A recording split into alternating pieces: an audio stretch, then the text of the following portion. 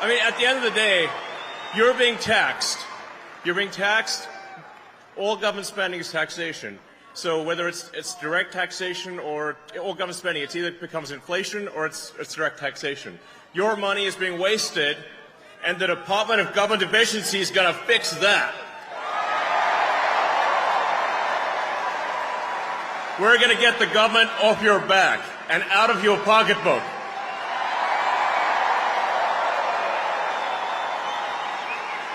And America's just not just going to be great. America is going to reach heights that it has never seen before.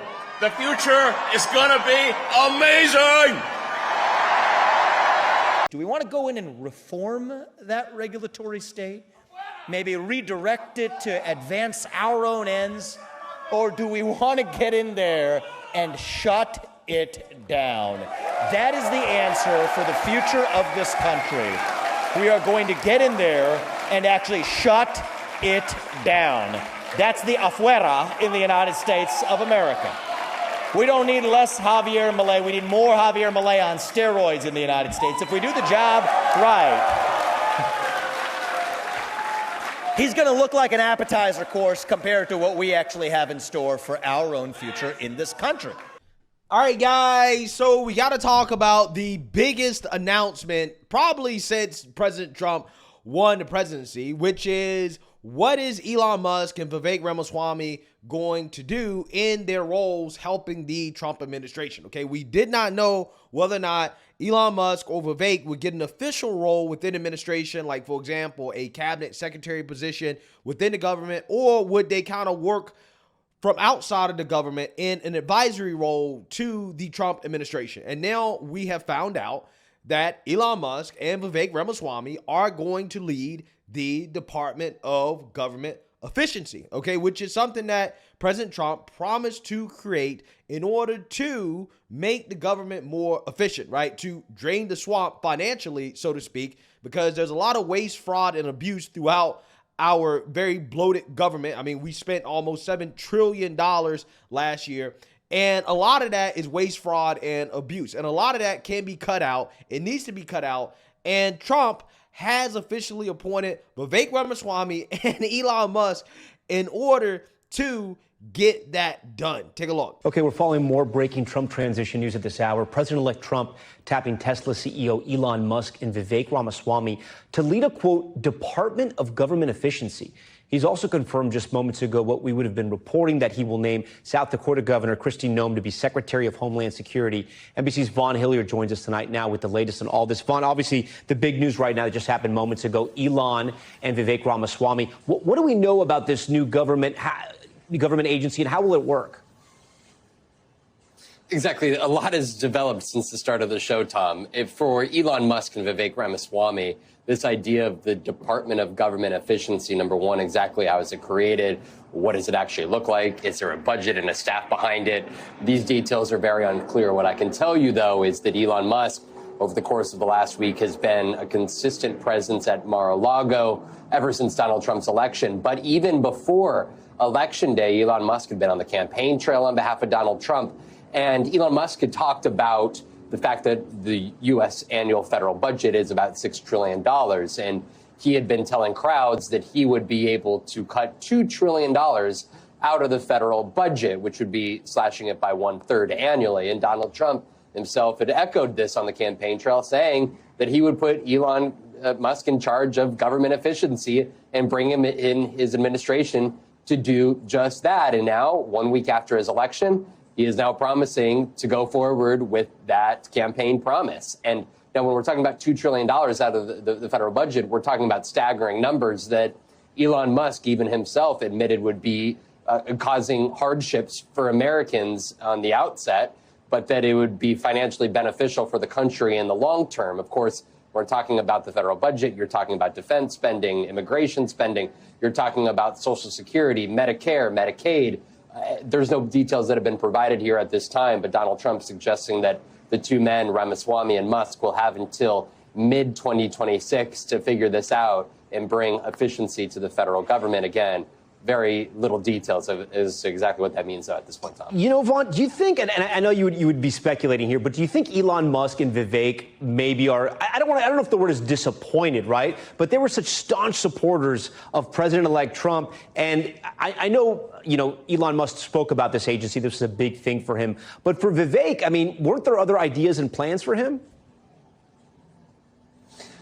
That was the question mark as to where Vivek Ramaswamy would potentially go. But though he was also in discussion as potentially an appointment to fill J.D. Vance's Ohio U.S. Senate seat. He's Ohio a resident himself. And so I think for Vivek Ramaswamy to actually be tied to the world's richest man, Elon Musk, it's not necessarily a bad gig, depending on exactly where it goes and how long of a leash that they have. But again, so much of the budget is going to also rely on lawmakers and the Republican majorities on Capitol Hill to sign off on said budget. So this is going to be complicated, an intense few months I think we should expect in Washington, D.C. Yeah, so you seen that, you heard that. Now, in simple terms, in layman's terms, just in case any of you guys are confused in regards to what the job of Elon Musk and Vivek Ramaswamy is, I just want to use this meme here in order to simplify it. Ministerio de Turismo y Deporte, afuera. Ministerio de Cultura, afuera. Ministerio de Ambiente y Desarrollo Sostenible, afuera. Ministerio de las Mujeres y Género y Diversidad, afuera. Ministerio de Obras Públicas, afuera. Aunque te resistas. Ministerio de Ciencia y Tecnología e Innovación, afuera. Ministerio de Trabajo, Empleo y Seguridad Social, afuera. Ministerio de Educación, Adoctrinamiento, afuera. Ministerio de Transporte, afuera. Ministerio de Salud, afuera. Ministerio de Desarrollo Social, afuera. Se acabó el curro de la política. ¡Viva la libertad, carajo! Essentially, it's going to be a commission, not a official government department, because that would require bureaucracy to actually make that happen, right? So the most efficient way to actually do this is to have it be a part of the White House as a commission, more of like an advisory kind of commission to the President of the United States to help Trump cut the administrative state, to give him recommendations and to essentially try to facilitate that process. Because Trump has already announced plans to cut the administrative state, like, for example, the Department of Education, which liberals are currently melting down about, by the way, although the Department of Education was totally unnecessary for a vast majority of this country's history, and we had better education in this country without the Department of Education. But again, liberals can't grasp that concept of not having a big federal government basically regulate state and their education systems, and how that, again, is not efficient, and it's probably best just to let the states run their own education systems. But yeah, Trump has plans on cutting that. The United States spends more money on education than any other country in the world, and yet we get the worst outcomes. We're at the bottom of every list. In total, American society pours more than $1 trillion a year into public education systems. But instead of being at the top of the list, we are literally right smack, guess what, at the bottom. Rather than indoctrinating young people with inappropriate racial, sexual, and political material, which is what we're doing now, our schools must be totally refocused to prepare our children to succeed in the world of work and in life and the world of keeping our country strong, so they can grow up to be happy, prosperous, and independent citizens. We owe our children great schools that lead to great jobs and leads to an even greater country that we're living in right now. Right now, we're living in a failing nation because of Joe Biden and these people running it. They're Marxists, they're communists. What they're doing to our country is incredible, but we'll take care of that for our children.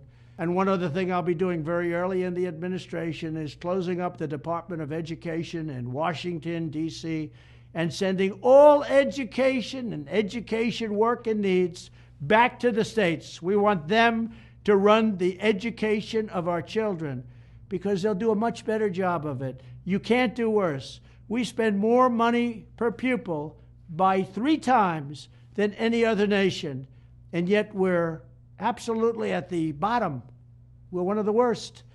So you can't do worse.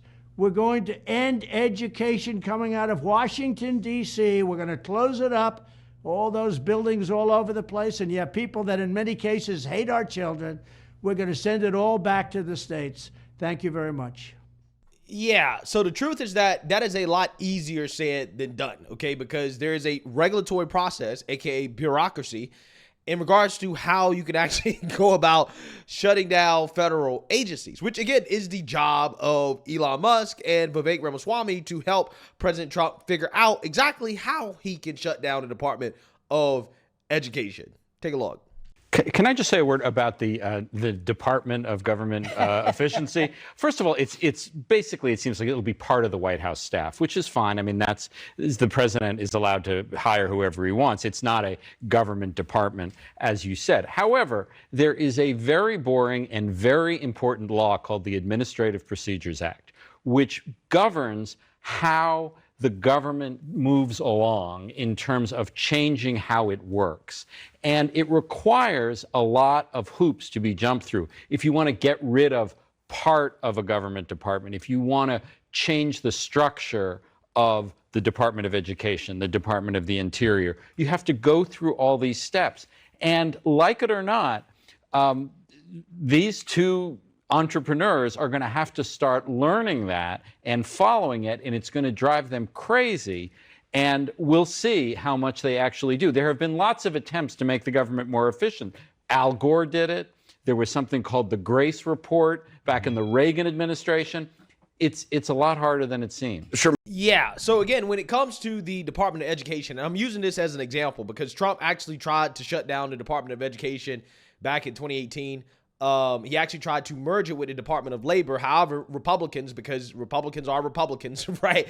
And they back then were against anything Trump wanted to do outside of tax cuts. But anyways, Republicans weren't necessarily on board with it. But this time around, hopefully they are. And again, so just to kind of paint a picture of the job of somebody like Vivek Ramaswamy and Elon Musk, let's say that Trump wants to shut down the Department of Education this time around. You still have a lot of the functions of that department that need to be merged or reorganized into other departments, right? So it would be Vivek and Elon Musk's job in order to help Trump craft a plan to present to Congress, because you need congressional approval in order to do this. It would be their job to help the Trump administration craft that plan in regards to how to do it efficiently, right? And to basically get rid of the department while at the same time reorganizing some of its core functions to other parts of the federal government, essentially reducing the bloat of the federal government, right? Not having a bunch of redundant departments and agencies. And essentially that's going to be their job. Also, they're going to look at regulations, things of that nature. Like it's going to be a serious thing. And you know it's going to be a serious thing because Vivek basically has given up the opportunity to fill J.D. Vance's shoes in his Senate seat because he's withdrawing himself from consideration, right? He put out this tweet. He says, and yes, this means I'm withdrawing myself from consideration for the pending Senate appointment in Ohio. Whoever Governor DeWine appoints to JD's seat has some big shoes to fill. I will help them however I can. Yeah, so Vivek clearly sees this as a serious job, right? This is a serious role within the White House, working with President Trump in order to essentially downsize the government. We're going to see exactly how successful they are, but this is a start, right? And I can't think of two better individuals for the job than Elon Musk and Vivek Ramaswamy. We know how good Elon Musk is at cutting bloated private companies. Like, for example, when he bought Twitter, he basically cut it in half to 75%, and it's running better than it ever did, okay? And you also have Elon Musk running SpaceX, Tesla, a bunch of other companies that are extremely efficient and also damn good when it comes to the quality of product, right? So you can be efficient, you can cut costs, but still come out with great products if you have the right people leading the team. And I think that the government, although different than a private company, definitely needs to adopt some of the leanness of a private company and to basically embrace some of these principles that make companies lean and efficient, like, for example, a SpaceX or a Tesla or an X. Yeah, I definitely think that Elon Musk and Vivek leading the charge here is going to be a good thing, right? And I think that those two individuals are definitely smart enough to figure out the government and how to make this happen, right? How to make it work. Now, when it comes to Vivek and his career, right, I think this is a very interesting conversation to talk about because essentially he's given up a potential Senate seat. Now, there's no guarantee that Mike DeWine would have picked Vivek, although there was a lot of pressure on him to pick somebody like J.D. Vance. And let's be real, I mean, Vivek is probably the closest person you could pick to J.D. Vance in regards to ideology. However, Mike DeWine is not a MAGA Republican, right? He's more of a moderate kind of establishment guy. So he probably would have picked an establishment Republican to take J.D. Vance's seat anyway. So it was probably a long shot for Vivek to get that Senate seat. However, I don't think he was really on the Senate seat. I actually think that Vivek wants to be governor because governor is a much easier path to the presidency than the Senate, right? I mean, a vast majority of the presidents in United States history at some point have been a governor of a state, right? So if you're the governor of a state, and again, a state like Ohio, which again it used to be a swing state, but now is more of a MAGA state, right? More specifically, not just a red state, but a MAGA state. I think he has a good shot at winning the governorship, especially if he can put on his resume that he worked for the Trump White House in this government efficiency position, right? So now on his resume, he can say, listen, I worked in the government, I worked in the Trump White House, and I accomplished X, Y, and Z. He can take that back to Ohio to run for governor in 2026. And then after that, he can make a run at the White House, right? That's probably his best chance at essentially becoming president is through working for the Trump White House, then becoming governor of Ohio, and then running for president in 2032 or something like that, right? I think that is what Vivek's plan actually is at this point. I don't think he was all that interested in being a senator. I think that this right here is kind of a passion project that he can put on his resume to say, hey, yeah, I work for the government in an official capacity in the White House, and then kind of go from there, right? And honestly, I would much rather see Vivek doing this than to be a senator anyways. I think being a senator is overrated. And it's also not a bad thing to say that you work with the richest man in the world in order to cut some fat from the federal government, right? So again, this is a sweet job for Vivek Ramaswamy. I think that honestly is perfect for him kind of getting his feet wet and working for the government in some official capacity and then kind of going from there. So yeah, this is amazing.